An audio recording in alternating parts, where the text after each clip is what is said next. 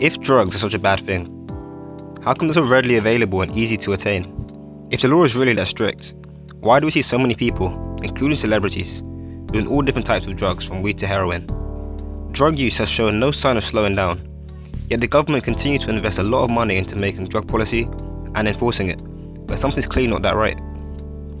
Lawmakers seem to follow the belief that no drugs means no problems, but by making something like drugs less accessible, it just makes us want it even more. Supply and demand makes this difficult, as you'd imagine, because less drugs means higher prices, but people that buy the drugs don't really care about the price. That's why addiction is such a big problem in society. Don't believe me? Try giving up your phone, or even hiding it from yourself for a couple hours. I dare you. Anyway, reducing the supply of drugs just encourages us to make more drugs at home by illegal means, or even increasing their imports from other places where the laws aren't so strict, like Amsterdam for example, where marijuana is legal. The drugs here are much more professionally made, much more potent, and are cheaper and easier to attain. Even if drug use declines, there are various other implications from these policies, such as higher crime rate, mass incarceration and homicide. This all leads to broken families, depression and a divided nation. Consider that drug cartels and drug dealers don't have a democratic judiciary system, so they just resort to using guns and violence to settle their disputes. This is seen in Mexico, where around 164,000 people have died from drug-related incidents between, I think, 2006 to 2014. That's more than the total death rate in Iraq and Afghanistan combined in the same period. An alternative is harm reduction, which seems to be working wonders in Switzerland, where they have heroin centres that offer safe needles and injection rooms for the free, good quality drugs that they give to their patients, as well as showers, beds and supervision from their counsellors. This is great because now victims can focus on rehabilitation and invest time and money into getting a job and getting life together, instead of trying to fund their addiction.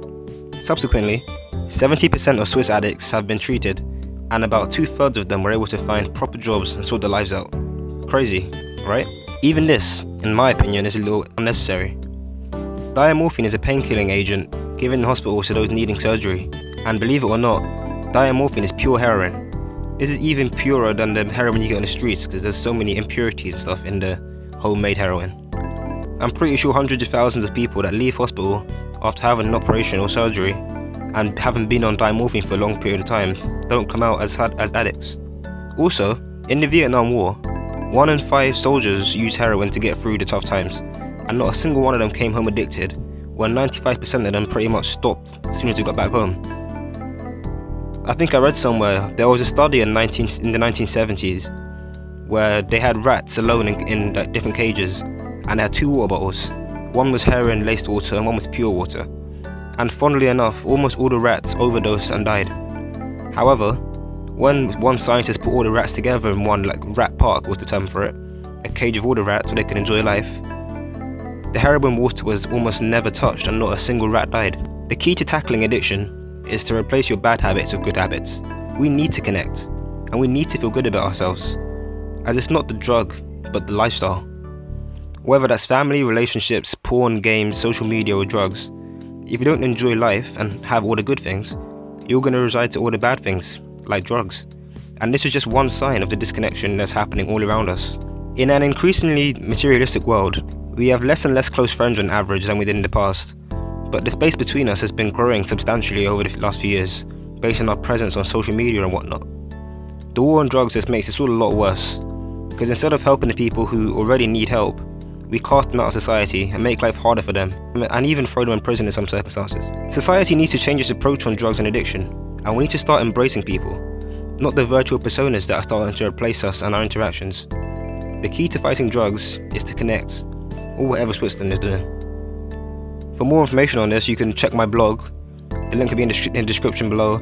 Well, there's also a book I found online. This is what most of my information came from. I read this book called Chasing the Scream by Johann Hari, which is a brilliant book. I've got a link in the description below if you want to read the book. It's about the war on drugs. You should also check out the Stop the Harm campaign, and a link for their website will be in the description below. But other than that, that's all for me today. It took me a very long time to make this video, so if you enjoyed it, don't forget to like and subscribe for more videos. So I'll catch you guys in the next one.